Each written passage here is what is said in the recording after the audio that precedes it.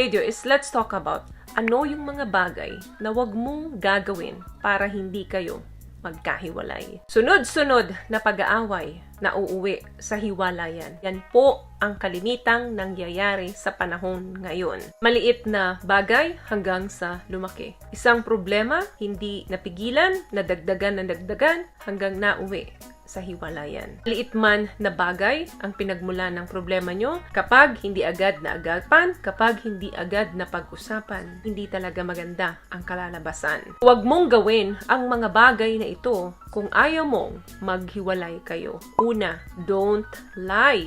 Ang pagsisinungaling. Kahit alam mong magagalit siya, mag-aaway kayo, piliin mong sabihin sa partner mo ang katotohanan. Gawin mong practice ang pagsasabi ng totoo. Dahil kapag itinago mo ang isang bagay, lalong lumalaki yan at lalong nadadagdagan. Dahil sa kagustuhan mong itago ang kasinungalingan na ito, i-cover mo ito ng marami pang pagsisinungaling. Kaya habang tumatagal, lalo ka lang nagkakasala. Pangalawa, silent treatment. Wala kayong pansinan kapag magkaaway kayo. Umabot na ng ilang araw, minsan linggo pa, wala kayong pansinan. Ayos lang, napalipasin mo muna ang init ng ulo ng bawat isa ng ilang oras, pero wag niyong paabutin ng buong araw. Much better na mag-away kayo kesa ang tumahimik. Dahil the more na kinikimkim mo yung galit mo, nagiging monster ang paningin mo at mababago ang pagtingin mo sa partner mo. Babaguhin din niya ang pagkatao mo. Kaya wag kang magtaka kung bakit kinabukasan, sumunod na linggo, hindi nyo na pag-usapan ang problema. Ang pangit na ng trato mo. Kasi mas pinili mong kimkimin yung galit mo sa partner mo. Kaya kailangan mag-usap at dapat ready ka kung anuman yung pag-uusapan nyo. Pangatlo, anger. Magtanim ng galit. Wag na wag mong gagawin yan. Kung kaya namang patawarin, patawarin na. Kung nakikita mo naman na sincere siya na nagsusorry sa'yo at sinasabayan niya ng action ito, patawarin na. Wag nang maarte. Kung ikaw naman ang nakasakit, humingi ka ng sorry. Ramdam mo sa partner mo na hindi mo sinasadya ang pagkakamaling ito. Tandaan nyo, hindi kayo magkaaway, magkakampi kayo.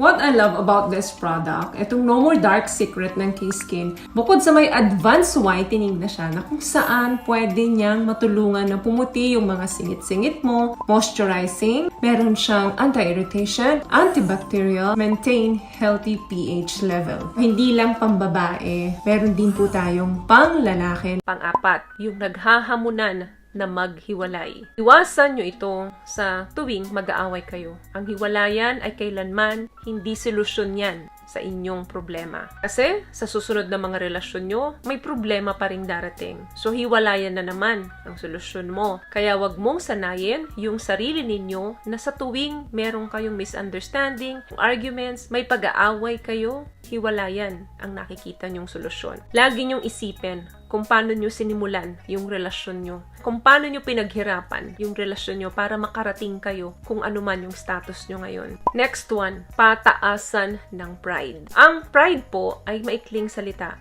pero kaya niyang sirain ang isang mahabang salita. Yan ang relasyon. Kailangan ng bigayan, pag-iintindihan kung gusto ninyong magstay sa relasyon. Ayaw niyang mag-sorry, ayaw mo din mag-sorry. Minsan sa relasyon, hindi naman kailangan kung sino ang nakasakit. Ikaw ang nauna. Ikaw ang nakasakit, so dapat lang ikaw ang mag-sorry. Ito namang isa, sasabihin sa'yo, kaya ako ginawa yun dahil ganito ka. Ibabalik niya sa'yo yung salita mo. Mipas na ang ilang araw, linggo, buwan, walang nangyari at hindi kayo nagkapatawaran dahil mas mahal nyo ang pride nyo kesa ang humingi ng sorry. Kapag nakasakit, humingi ng tawad. Ang sorry po ay hindi lisensya para mayroong kang karapatan na ulitin uli ang pagkakamali mo. Minsan kasi, pag nakagawa tayo ng hindi maganda sa partner natin, magsusorry lang tayo, then mauulit na naman. Ang pagsusorry po, dapat nanggagaling sa puso ito. Dapat sinasabayan po ito ng gawa. Another thing,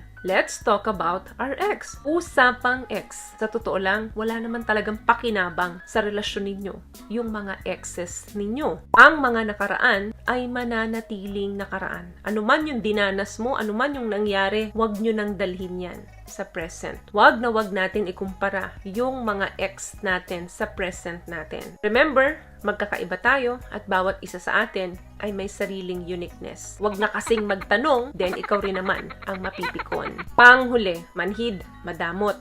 Ang give and take po dapat nasa relasyon. Kapag isa lang ang take ng take, malaking problema yan. Minsan, magpaka-sensitive ka naman. Alamin mo rin naman minsan yung nararamdaman ng partner mo. Hindi yung puro ikaw na lang. Kadamutan na yan. Sobrang manhid at kasopangan na yan. Hindi lang ikaw ang nag-iisa sa mundo. At walang sino man ang perpekto sa atin. Very important na mabalance ninyo ang relasyon. Napaka-importante din ng give and take para masabi nyong patas ang laban.